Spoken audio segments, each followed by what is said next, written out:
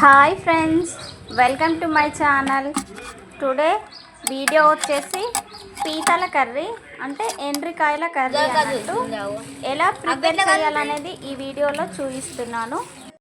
ముందుగా అయితే పీతలని అంటే ఎండ్రికాయలను ఇలా సపరేట్గా విరిచేసుకొని కడిగేసుకొని పక్కన పెట్టుకోవాలి. మసాలా కోసం ఉల్లిపాయ ముక్కలు, వెల్లుల్లి రెబ్బలు, దాల్చిన చెక్క, మిరియాలు, లవంగాలు, ఇలాచి ఇవి వేసుకొని మిక్సీ అయితే పట్టుకోవాలి. ఇలా కొంచెం బరకగా మిక్సీ అయితే పట్టుకోవాలి. ఒక పెద్ద నిమ్మకాయ సైజు చింతపండు అయితే ముందుగా నానబెట్టుకోవాలి. ఇప్పుడు బౌల్ అయితే పెట్టేసి కుకింగ్ ఆయిల్ అయితే వేసేయాలి. కుకింగ్ ఆయిల్ అయితే కొంచెం నాన్ వెజ్ కదా, ఆయిల్ అయితే కొంచెం ఎక్కువ వేసుకోవాలి. ఆయిల్ వేడైన తర్వాత బండ పువ్వు బిర్యానాకు వేసుకోవాలి.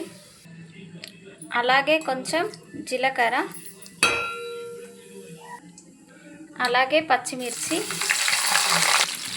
కొంచెం పచ్చిమిర్చి వేగిన తర్వాత ముందుగా చేసి పెట్టుకున్న అల్లం ఆనియన్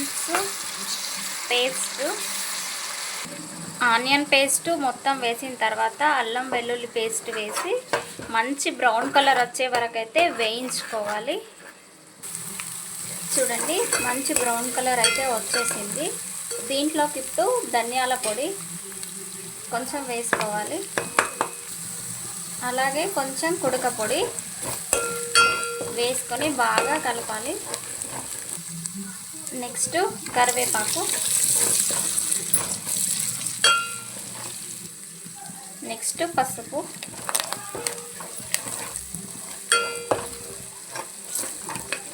బాగా కలిపిన తర్వాత ఇప్పుడైతే పీతలను అయితే ఇలా మొత్తం ట్రాన్స్ఫర్ చేయాలి.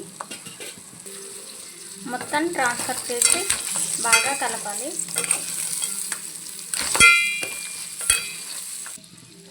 ఇలా మొత్తం కలిపేసిన తర్వాత ఒక 2 మినిట్స్ కప్ వేసి ఉంచాలి. 2 మినిట్స్ తర్వాత కప్ తీసి చూద్దాం ఏ విధంగా కుక్ అయిందనేది. చూడండి, చాలా బాగా వచ్చింది కర్రీ అనేది.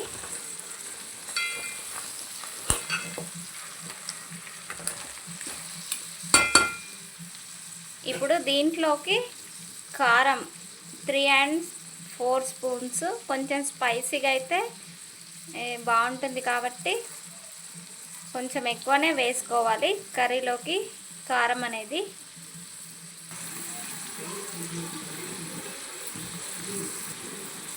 ఫోర్ స్పూన్స్ అయితే కారం వేస్తున్నా.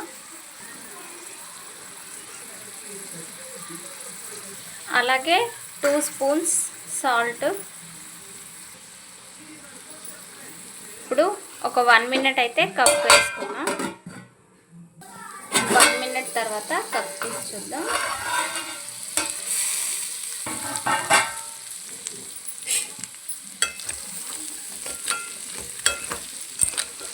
కర్రీ అనేది చాలా బాగా వచ్చింది. చూడండి, ఇలా మొత్తం మిక్స్ అయితే చెయ్యాలి. చేసిన తర్వాత చింతపండు గుజ్జు అనేది తీసి పక్కన పెట్టేసుకోవాలి. అది ఇప్పుడు దీంట్లోకి ట్రాన్స్ఫర్ చేయాలి.